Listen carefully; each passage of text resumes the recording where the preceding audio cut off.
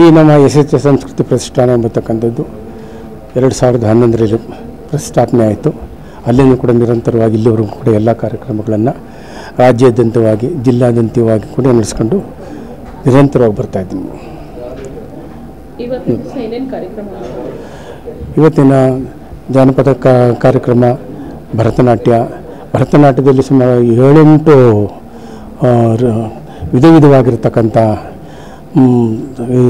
ನೃತ್ಯಗಳನ್ನು ಮಾಡಿದ್ದಾರೆ. ಅದರಲ್ಲೂ ಕೂಡ ಕಂಸಾಳೆ ಮತ್ತು ವೀರಗಾಸೆ ಇವೆಲ್ಲವೂ ಕೂಡ ಹೆಚ್ಚಿನ ರೀತಿಯಲ್ಲಿ ಜನಗಳಿಗೆ ಸಂತೋಷವನ್ನುಂಟು ಮಾಡಿರ್ತಕ್ಕಂಥ ಎಲ್ಲ ಕಾರ್ಯಕ್ರಮಗಳು ಇಲ್ಲಿ ನಡೆದಿವೆ.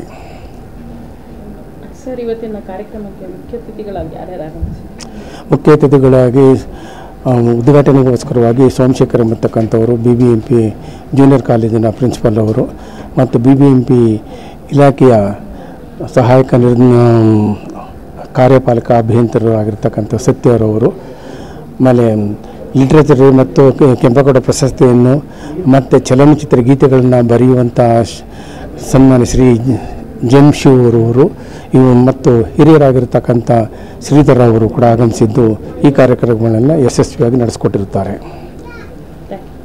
ನಿಮ್ಮ ಹೆಸರು ಸರ್? ಶಿವಾನಂದ ಸ್ವಾಮಿ ಜೆ. ಈ ನನ್ನ SSG ಎಂಬತಕ್ಕಂಥದ್ದು ಇರುವುದು ಕೂಡ ನನ್ನ ಹತ್ರಲ್ಲೇ ಇದೆ. ಶಿವಾನಂದ ಸ್ವಾಮಿ ಜಿ ಎಂಬುದಾಗಿ ಇರತಕ್ಕಂಥದ್ದು SSJ ಸಂಸ್ಕೃತಿ ಪ್ರತಿಷ್ಠಾನ ಶಿವಾನಂದ ಸ್ವಾಮಿ ಜಡಿಯಪ್ಪ ಎಂಬುದಾಗಿ. ಜಡಿಯಪ್ಪ ಎಂಬತಕ್ಕಂಥವ್ರು ನನ್ನ ತಂದೆಯವರು. ಈ ಕಾರ್ಯಕ್ರಮದ ಬಗ್ಗೆ ನಾನು ಹೇಳಬೇಕಂದ್ರೆ ಬಹಳ ಸುಂದರವಾಗಿ ಮೂಡಿ ಬಂದಿದೆ. ಯಾಕೆಂದರೆ ಇದು ಚಿಕ್ಕ ಮಕ್ಕಳಿಂದ ದೊಡ್ಡವರವರೆಗೂ ಮಾಡಿದಂಥ ಕಾರ್ಯಕ್ರಮ.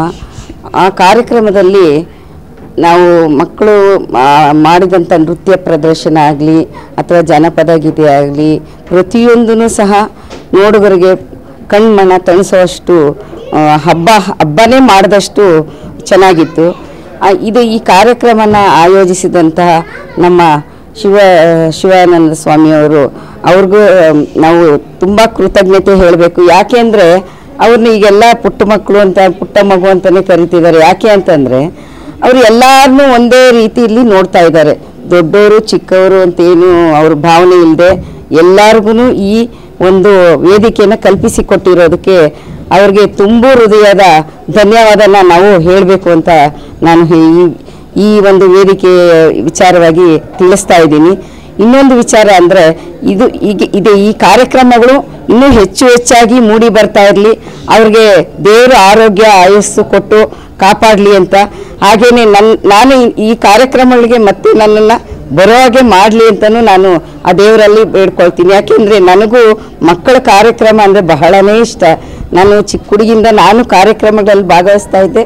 ಈಗಲೂ ನಾನು ನೋಡ್ತಾ ಇರ್ತೀನಿ, ಯಾವುದೇ ಕಾರ್ಯಕ್ರಮ ಬಂದರೂ ಈ ಕಾರ್ಯಕ್ರಮಗಳು ನಿರಂತರವಾಗಿ ನಡೀತಾ ಇರಲಿ ಅಂತ ನಾನು ಈ ಒಂದು ಕಾರ್ಯಕ್ರಮದ ಮೂಲಕ ಈ ಒಂದು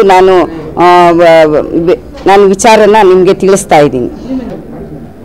ಹೌದು, ಇದು ವಿಶೇಷವಾಗಿರ್ತಕ್ಕಂಥ ಜಾನಪದ ಉತ್ಸವ, ಜಾನಪದ ಹಬ್ಬ ಪ್ರತಿ ವರ್ಷವೂ ಕೂಡ ಮಾಡ್ತಾರೆ.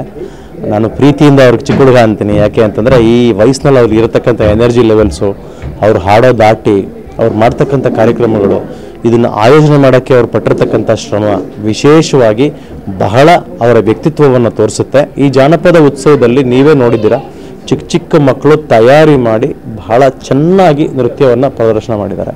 ಇಲ್ಲಿ ನಮ್ಮ ಜಾನಪದ ಹಾಡುಗಳು, ನಮ್ಮ ಜನಪದ ಎಲ್ಲರಿಗೂ ತಿಳಿಸ್ಬೇಕಾಗಿರೋದು ನಮ್ಮ ಆದ್ಯ ಕರ್ತವ್ಯ. ಅದರಲ್ಲಿ ಬಹಳ ಶಕ್ತಿ ಇದೆ, ಎಲ್ಲರನ್ನ ಒಗ್ಗೂಡಿಸೋಂಥ ಶಕ್ತಿ ಇದೆ. ಈಗ ಕಂಸಾಳೆ ನೃತ್ಯ ಮಾಡಿದರು, ಇನ್ನು ಬೇರೆ ಬೇರೆ ಚೆಲ್ಲಿದರು ಮಲ್ಲಿಗೆಯ ಮಾಡಿದ್ರು, ವೀರಗಾಸೆದು ಕಂಸಾಳೆ ನೃತ್ಯಗಳು ಎಲ್ಲರಲ್ಲೂ ಸಹ ಎಲ್ಲರನ್ನು ಒಗ್ಗೂಡಿಸುವಂಥ ಒಂದು ವಿಶೇಷತೆ ಇದೆ. ಮತ್ತು ಅವರಲ್ಲಿ ನಾವು ದೇವರನ್ನು ಕಾಣುವಂಥ ಒಂದು ವಿಶೇಷವಾದಂಥ ಶಕ್ತಿ ಆ ನೃತ್ಯಗಳಿಗಿದೆ ಮತ್ತು ಆ ಹಾಡುಗಳಿಗಿದೆ. ಗಣಪತಿಯ ವ್ರತದ ಕಥೆ ಆಗಿರ್ಬೋದು, ಏನೇ ಆಗಿರ್ಬೋದು, ಹಾಡುಗಳ ಮೂಲಕ ತಮ್ಮ ದುಃಖವನ್ನು, ಸುಖವನ್ನು, ಖುಷಿಯನ್ನು, ಮಳೆ ಬರೋದನ್ನು, ಬೆಳೆ ಬಿತ್ತನೆ ಮಾಡಿ ಬೆಳೆ ಬೆಳೆಯೋದನ್ನು ಎಲ್ಲವನ್ನ ನಮ್ಮ ಜನಪದರು ತೋರಿಸ್ತಾ ಇದ್ರು. ಅದೇ ಜಾನಪದ ಹಬ್ಬ ನೃತ್ಯ ಸಂಗೀತ ಕಾರ್ಯಕ್ರಮ ಈ ಜಾನಪದ ಉತ್ಸವ. ಸರ್, ತಮ್ಮ ಹೆಸರು? ನನ್ನ ಹೆಸರು ಕಿರಣ್.